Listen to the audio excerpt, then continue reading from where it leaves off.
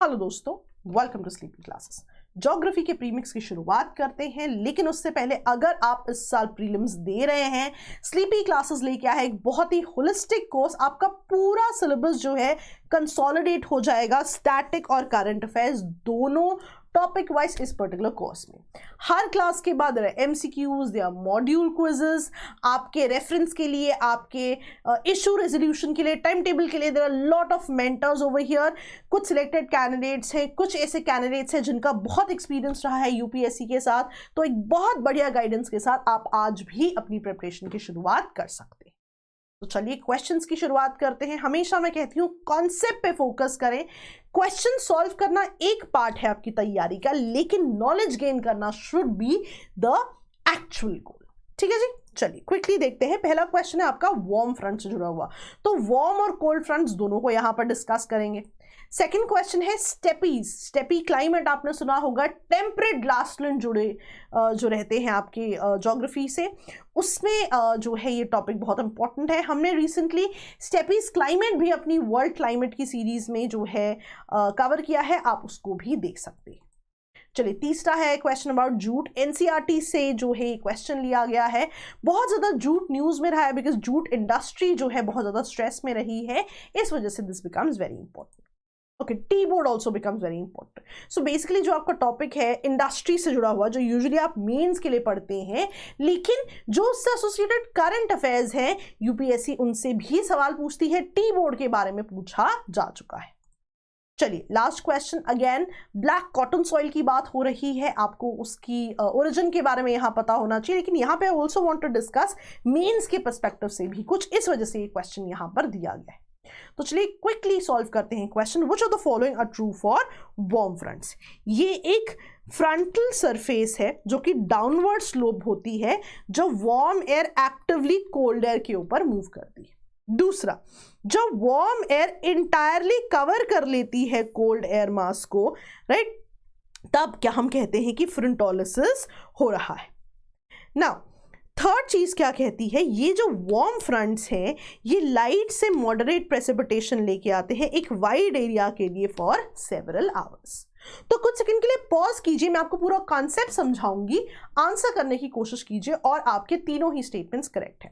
Now I want to talk about warm and cold front दोनों। सबसे पहले तो हमें प्रेशर पता होना चाहिए, ज्यादा प्रेशर किसमें। मैंने आपको बहुत बार ये चीज बताई है, कोल्ड ऑब्जेक्ट में हमेशा मॉलिक्यूल्स पास होंगे, एक दूसरे पे प्रेशर एक्सर्ट करेंगे, एयर भी उन पे बहुत ज्यादा प्रेशर एक्सर्ट करेगी। Now whenever you heat something, right, तो होगा क्या, मॉलिक्यूल्स जो है एक दूसरे से दूर दूर जाने लगते हैं, मॉलिक्यूल्स में मोशन आ जाती है, इनमें डिस्टेंस बढ़ने लगता है। जितना डिस्टेंस बढ़ेगा दूर दूर जाएंगे, एक दूसरे पे कम प्रेशर एग्जिस्ट करेंगे। इस वजह से कहीं भी अगर वार्म एयर होती है, वहां पे आप याद रख सकते हो लो प्रेशर होगा, बिकॉज मॉलिक्यूल्स दूर दूर जा रहे हैं। रादर कहीं भी अगर कोल्ड एयर होगी, वहां पे हाई प्रेशर होगा। अब इमेजिन करो cold front end warm front, ठीक है। अब इसमें होता क्या है, देखिए बहुत सिंपल है, दो चीजें होनी है, वार्म एयर और कोल्ड एयर है। अगर वार्म एयर कोल्ड एयर के पास जाएगी तो फ्रंट का नाम क्या होगा, वार्म फ्रंट। यदि कोल्ड एयर वार्म की तरफ जाएगी तो उसका नाम क्या होगा, कोल्ड फ्रंट। तो जो एयर मास मूव करेगा टुवर्ड्स द अदर, फ्रंट का नाम उस पर होगा। ठीक है, अब देखो वार्म एयर फ्रंट में क्या होता है। वार्म एयर फ्रंट में क्या होता है कि जब, या रादर कोल्ड फ्रंट से शुरू करते हैं, आपको बेटर समझ में आएगा। तो आप मान लो ये आपका वार्म फ्रंट है, या इसको थोड़ा सा बना ही लेते हैं, it will be easier for you to understand. ठीक है, अब आप मान के चलो ये आपका वार्म एयर मास है, राइट, और इसकी तरफ आपका कोल्ड एयर मास आ रहा है। अब होगा क्या, वार्म एयर मास तो भाई लो प्रेशर है, कोल्ड एयर मास इतना हाई प्रेशर है, तो कोल्ड एयर मास आके वार्म एयर मास को बिल्कुल ही धक्का दे देगा और उसे पूरा ही रिप्लेस कर देगा, राइट। अब होगा क्या कि कोल्ड एयर जब वार्म एयर की तरफ आई, वार्म एयर का प्रेशर कम है, तो कोल्ड एयर आके इसको धक्का दे देगी और उसकी जगह ले लेगी। अब अगर इसकी जगह ले ली तो वार्म एयर क्या करेगी, वार्म एयर बीइंग लाइटर ऊपर की तरफ जाती रहती है और कोल्ड एयर उसको पूरा डिस्प्लेस कर देती है, राइट। अब इस प्रोसेस में क्या होगा कि किस तरह के क्लाउड्स बनेंगे, क्योंकि वार्म एयर ऊपर की तरफ जा रही है, वर्टिकली राइज हो रही है when cold air takes its place, इसलिए यहां पे आप देखोगे वर्टिकल क्लाउड्स बनते हैं, राइट। और इनसे रेनफॉल ना बहुत ही लिमिटेड जोन में होती है, बिकॉज ये वर्टिकली अलाइंड है आपकी क्लाउड्स। ऑन द कॉन्ट्ररी, जब वार्म एयर कोल्ड एयर की तरफ जाती है, जिसको आप वार्म फ्रंट कह रहे हो, अब देखो होगा क्या। देखो आप मान के चलो ये आपका कोल्ड फ्रंट था, राइट, कोल्ड एयर मास है और वार्म एयर मास इसकी तरफ आ रहा है।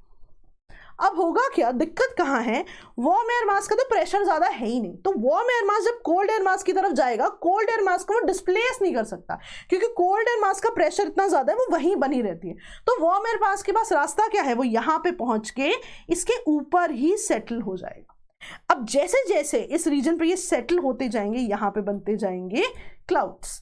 ये कौन से क्लाउड्स बने, अब क्योंकि ये धीरे धीरे बन रहे हैं, इस पर्टिकुलर स्लोप जो आपकी स्लांटिंग रीजन है, स्लोपिंग रीजन है, ये आप देखोगे ये होते हैं हॉरिजॉन्टल क्लाउड्स। तो बेसिकली अगर आप देखो बहुत ज्यादा बड़े जोन में बन रहे हैं, बिकॉज धीरे धीरे जो है ये हॉरिजॉन्टली बनते जा रहे हैं, इसलिए ये वाइडर रीजन में रेनफॉल करते हैं। ऑन द कॉन्ट्ररी ये आप देखिए वर्टिकल क्लाउड से बहुत ही लिमिटेड एरिया में जो है रेनफॉल करेंगे। यही तो आपका ऑप्शन कहता है कि यहाँ पे वार्म एयर एक्टिवली मूव करती है over the cold air, right, और होगा क्या कि बहुत ज्यादा लाइट से मॉडरेट प्रेसिपिटेशन होती है कैटेगोरिकली वाइड एरिया में। अब तीसरी चीज क्या कहती है, फ्रंटोलिसिस क्या होता है। देखो बहुत सिंपल है, दो चीजें आपने याद रखनी है, फ्रंटोजेनेसिस, फ्रंटोलिसिस। फ्रंटोलिसिस क्या होगा, जब आपका प्रोसेस खत्म हो जाता है। प्रोसेस कब खत्म होगा, जब आपकी warm air absolutely cold air पे जो है सेटल हो जाएगी, तब आपका प्रोसेस खत्म होगा, तब आप इसे क्या कहोगे, फ्रंटोलिसिस कहोगे। और जब इस प्रोसेस की शुरुआत होती है, जेनेसिस शब्द का मतलब क्या है, शुरुआत, जन्म, राइट, तो फ्रंटोजेनेसिस क्या होगा, जब ये प्रोसेस शुरू हो रहा है, जब वार्म एयर जो है उनकी प्लेस लेना शुरू कर रही है, but when it settles over cold air, फिर आपका फ्रंटोलिसिस होता है। ठीक है जी, याद रहेगा। चलिए क्विकली अगले क्वेश्चन पे आते हैं। अब आप वार्म फ्रंट कोल्ड फ्रंट गलत नहीं करोगे, क्लाउड्स कैसे हैं वो भी गलत नहीं करोगे, और रेनफॉल वाइडर एरिया में है, छोटे एरिया में है, वो भी कभी गलत नहीं करोगे। ठीक है, चलिए नेक्स्ट क्वेश्चन पे आते हैं, स्टेपीज। अब ना देखिए ग्रासलैंड जहां भी आ गए ना, ग्रासलैंड का मतलब है कि ना बहुत ज्यादा रेनफॉल है ना, मॉनसून जैसी बहुत ज्यादा रेनफॉल भी नहीं है कि बहुत बढ़िया सदाबहार एवरग्रीन ट्रीज हो, और इतनी कम बारिश भी नहीं है कि वहां पे डेजर्ट्स हो जाए। तो जो टेम्परेट ग्रासलैंड्स होते हैं, स्टेपीज होते हैं, वो हमेशा इंटरमीडिएट जोन्स होते हैं, जैसे यहाँ दिया भी हुआ है कि दीज आर इंटरमीडिएट जोन्स, ना ज्यादा रेनफॉल होती है यहाँ, लेकिन ड्राई भी नहीं होते। दूसरा ऑप्शन आपका है कि ये नॉर्दर्न हेमिस्फीयर में स्टेपीज का, right, annual range of temperature बहुत ज्यादा है। तीसरा, लेकिन सदर्न हेमिस्फीयर में मॉडरेट क्लाइमेट है, क्यों, मैरीटाइम इंपैक्ट की वजह से। और चौथा कि एवरेज रेनफॉल यहाँ पे 25 से 75 सेंटीमीटर होती है, डिपेंडिंग अपॉन द रीजन। तो कुछ सेकंड के लिए पॉज कीजिए, और इसका करेक्ट आंसर क्या है, ऑल ऑफ दी अबव। मैं आपको क्विकली समझाती हूँ। तो जब भी आप वर्ल्ड क्लाइमेट पढ़ते हैं, ये चार्ट बहुत इंपॉर्टेंट है आपके लिए, राइट। आप देखिए लैटिट्यूड्स दिए हुए हैं, और हर लैटिट्यूड में जब आप ईस्ट से वेस्ट की तरफ जाएंगे, इसके हिसाब से क्लाइमेट बदलेंगे। तो अगर आप स्टेपीज देखें, ये 30 से 45 डिग्री के लैटिट्यूड में बिल्कुल मिडिल में आ रहा है, राइट, विच मीन्स कि ये एक इंटरमीडिएट क्लाइमेट है। मैं आपको अगर बताने की कोशिश करूं इंटरमीडिएट क्यों है, बिकॉज ऐसा भी नहीं है कि ये कोस्ट के बहुत पास हो कि बहुत ज़्यादा रेनफॉल हो, और ऐसा भी नहीं है कि इतनी खराब हालात हो कि बिल्कुल रेनफॉल हो ही ना कि डेजर्ट बन जाए। तो कहीं इंटरमीडिएट मिडिल में आते हैं। अब अगर आप ये डार्क रीजन्स देख रहे हैं, तो आप देखिए नॉर्दर्न और सदर्न हेमिस्फीयर में रीजन्स में थोड़ा सा डिफरेंस है। क्यों, देखिए ये चीज़ तो पक्की है कि इनका जो जोन है ये 30 से 45 डिग्री के मिडिल लैटिट्यूड में आते हैं। तो ये जितना भी आप जोन देख रहे हैं, this is true for all the continents, right, कि 0 से 10 डिग्री कॉन्टिनेंट्स में इक्वेटोरियल क्लाइमेट होगा। 10 से 30 डिग्री में जब आप ईस्टर्न से वेस्टर्न मार्जिन की तरफ जाएंगे, मॉनसूनल टाइप, सूडान टाइप, इस तरह के क्लाइमेट्स बनेंगे। नाउ इंपॉर्टेंट चीज क्या है यहाँ पे, अगर आप देखें तो नॉर्दर्न हेमिस्फीयर की बात करते हैं। देखिए नॉर्दर्न हेमिस्फीयर में ये जो है कोस्ट से बहुत ज्यादा दूर है, राइट। तो होता क्या है, बिकॉज ये ग्रासलैंड्स कोस्ट से बहुत ज्यादा दूर है, इस वजह से यहाँ पे बहुत ज्यादा रेनफॉल नहीं हो पाती, एक लिमिटेड अमाउंट ऑफ रेनफॉल होती है, जिसकी वजह से यहाँ पे ग्रासलैंड्स बन जाते हैं, राइट। लेकिन इसी को अगर आप सदर्न हेमिस्फीयर में देखो तो सदर्न हेमिस्फीयर में इनका एक्सटेंट इतना ज्यादा नहीं है। एक्सटेंट क्यों इतना ज्यादा नहीं है? जमीन ही इतनी एग्जिस्ट नहीं कर रही है। आप देखिए यहाँ पे एक्सटेंट ही बहुत ज्यादा कम है। इस वजह से ऑल्दो ये कोस्ट के बिल्कुल पास नहीं है, लेकिन इन पे हमेशा ही moderating effect of the coast या moderating effect of the ocean हमेशा ही रहेगा। इस वजह से आप क्या देखोगे, जो सदर्न हेमिस्फीयर वाले हैं इनमें जो एनुअल रेंज ऑफ टेम्परेचर है ये बहुत ज्यादा डिफरेंट नहीं रहेगा। क्यों? कॉन्स्टेंटली ओशन का यहाँ पे इंपैक्ट रहेगा। ऑन द कॉन्ट्ररी जो आपके नदर्न हेमिस्फीयर के हैं वो काफी दूर है कोस्ट से, इस वजह से उन पे कोस्ट का मॉडरेट इंपैक्ट नहीं होगा और एनुअल रेंज ऑफ टेम्परेचर में बहुत ही ज्यादा जो है डिफरेंस रहेगा। तो जो ये ग्रासलैंड्स हैं इनमें बहुत बड़ा डिफरेंस आ जाता है नदर्न और सदर्न हेमिस्फीयर में in terms of the moderating effect of the sea. ठीक है, इसी को अगर हम सॉल्व करें तो अब हमें पता है कि इंटरमीडिएट रीजन्स है। क्यों? हमें पता है ना ज्यादा रेनफॉल है कि यहाँ पे फॉरेस्ट बन जाए, ना इतना ड्राई है कि डेजर्ट बन जाए। राइट, सदर्न हेमिस्फीयर में हमने देखा कि छोटे रीजन्स हैं। राइट, इनका जो इम्पैक्ट है, जो इनका बिकॉज इनका एक्सटेंट बहुत ज्यादा नहीं है इसलिए इन पे ओशन का इम्पैक्ट हमेशा रहेगा। तो सदर्न हेमिस्फीयर में मैरीटाइम इन्फ्लुएंस रहेगा, ओशन का इंपैक्ट रहेगा, इसलिए मॉडरेट क्लाइमेट होगा। But on the contrary northern hemisphere में because they are internally like they are too much into the continent, इसको कॉन्टिनेंटैलिटी भी कहते हैं, इसलिए इनका एनुअल रेंज ऑफ टेम्परेचर बहुत ही ज्यादा रहेगा। एंड बिकॉज इतना स्टार्क डिफरेंस है, राइट, इसीलिए आप देखोगे रेनफॉल में भी बहुत स्टार्क डिफरेंसेस आएंगे। वो रीजन्स जो कि नियरर टू द कोस्ट है वहां पे डेफिनेटली आपका रेनफॉल ज्यादा होगी, और जो अवे फ्रॉम द कोस्ट है, राइट, जो कॉन्टिनेंटैलिटी की वजह से इंटरनल जोन्स में है वहां पे रेनफॉल डिफरेंट होगी। ठीक है जी, तो ये जो कुछ पैटर्न्स हैं, कुछ बेसिक पॉइंट्स हैं, ये आपको पता होने चाहिए। टेम्परेट ग्रासलैंड्स की बात करें तो आप इनका नाम भी याद रख लीजिएगा, वेल्ड, डाउन्स, पंपास। ठीक है जी, याद रहेगा? ओके जी, चलिए third option, which of the following are true about jute? It grows well on alluvial soil and requires higher temperature, heavy rainfall, humid climate. This crop is generally well grown in extratropical areas. India और Bangladesh leading producers है। अब कुछ second के लिए pause कीजिए, सोचिए, आपने news में देखा होगा बहुत ज़्यादा रहा है कि वेस्ट बंगाल के जो जूट फार्मर्स हैं बहुत ज़्यादा डिस्ट्रेस में हैं। आपको मैंने अपने करंट अफेयर्स कोर्स में पूरा इशू भी बहुत डिटेल में पढ़ाया है, तो बिकॉज ऑफ दैट उसके बैक एंड पे आपको जूट के बारे में पढ़ना इंपॉर्टेंट है। तो आपका करेक्ट आंसर क्या है यहाँ पे? 1 और 3। अब इस क्वेश्चन में ध्यान दीजिए, it grows well on alluvial soil, ये नहीं कहता कि सिर्फ एलुवियल सॉइल में ग्रो हो रहा है, वेल ऑन एलुवियल सॉइल है। सो बेसिकली मैं आपको थोड़ा सा ना बैकग्राउंड भी देती हूँ यहाँ पे। सो बेसिकली बांग्लादेश और जो वेस्ट बंगाल वाले रीजन्स हैं, अगर आप उनको in terms of the region देखें तो वो बहुत ज्यादा फेमस रहे हैं वो जूट।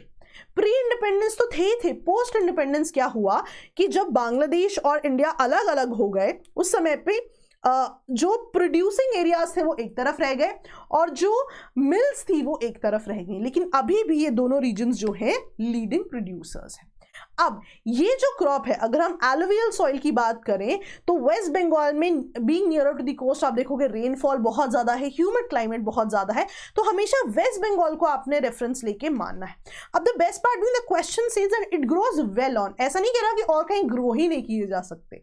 तो ये वो क्वेश्चन हैं जो थोड़े से एनालिटिकल आते हैं यूपीएससी में कि it grows well on the soil, yes. और क्योंकि हम जिन रीजन्स की बात कर रहे हैं ट्रॉपिकल रीजन्स हैं, तो ये वेल ग्रोन जो है कहाँ होते हैं? ट्रॉपिकल रीजन्स में होते हैं। तो ध्यान देना, well grown is your keyword यहाँ पे। ठीक है जी, चलिए, गोल्डन फाइबर आपको पता है जूट को कहा जाता है, यूपीएससी में सवाल पूछा जा चुका है मैथ्स द फॉलोइंग में एक बार, और ये सारा आप डिटेल देखेंगे एनसीईआरटी से ली गई है, छोटी क्लास की एनसीईआरटी से ये सवाल लिया गया है। चलिए अनदर टॉपिक ना, इंडस्ट्रीज बहुत इंपॉर्टेंट टॉपिक है, टी इंडस्ट्री, कॉफी इंडस्ट्री।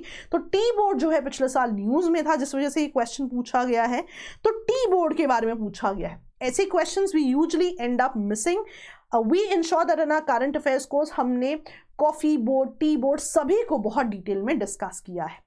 चलिए टी बोर्ड की बात करते हैं। It's a statutory body, it's a regulatory body attach to a particular ministry. अब यहां से एक चीज पता लग जा रही है, अगर स्टैट्यूटरी है तो हमारी जो सेकंड स्टेटमेंट है वो तो गलत हो जाएगी, because it is suppose to be a statutory body if it is one.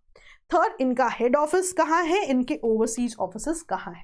तो इन क्वेश्चंस के लिए प्रिपेयर करना पड़ता है, तो एटलीस्ट ये पॉइंट्स आज आप याद कर लीजिए। टी बोर्ड पे 2 बार सवाल पूछ चुकी है यूपीएससी। तो करेक्ट आंसर है यहाँ पे 1 और 4। Yes, it is a statutory body. अगर मैं आपको मिनिस्ट्री भी बताना चाहूँ तो ये मिनिस्ट्री ऑफ कॉमर्स के अंतर्गत है। इनका जो हेड ऑफिस है ये कोलकाता में है और ओवरसीज ऑफिसेस जो हैं इन रीजन्स में एग्जिस्ट करते हैं। ठीक है, याद कर लीजिए, 2 बार यूपीएससी पूछ चुका है, तीसरी बार भी पूछ सकते हैं। ठीक है जी, चलिए लास्ट क्वेश्चन। यूपीएससी का प्रीवियस ईयर क्वेश्चन है, जो आपकी ब्लैक कॉटन सॉइल है वो किसकी वेदरिंग से बनी है, राइट। ब्लैक सॉइल अगर आपको रीजन्स याद है तो डेक्कन प्लेटू वाले रीजन्स होते हैं। और डेक्कन प्लेटू कैसे बना है, वोल्केनिक रॉक से बना हुआ है। आपको याद भी होगा, मैं आपको दिखाती हूँ। ये देखिए आपका ब्लैक सॉइल का रीजन है डेक्कन प्लेटू। तो डेक्कन प्लेटू आप पढ़ते हैं वोल्केनिक इन ओरिजिन होते हैं, इसीलिए यहाँ पे मिनरल्स भी बहुत ज्यादा मिलते हैं। अब ना एक चीज आपने याद रखनी है, एक बार ना क्वेश्चन पूछा हुआ है कि discuss the natural resource potential of Deccan trap. अब यहां पे पहली चीज जो आपको सोचनी चाहिए थी कि रिसोर्सेस आ कहां से रहे। देखिए वोल्केनिक इन ओरिजिन का मतलब है कि जो आपका लावा मैग्मा है वो जो अर्थ की क्रस्ट से बाहर आया, यहां सेटल हो गया, उससे ये ट्रैप्स बने हैं।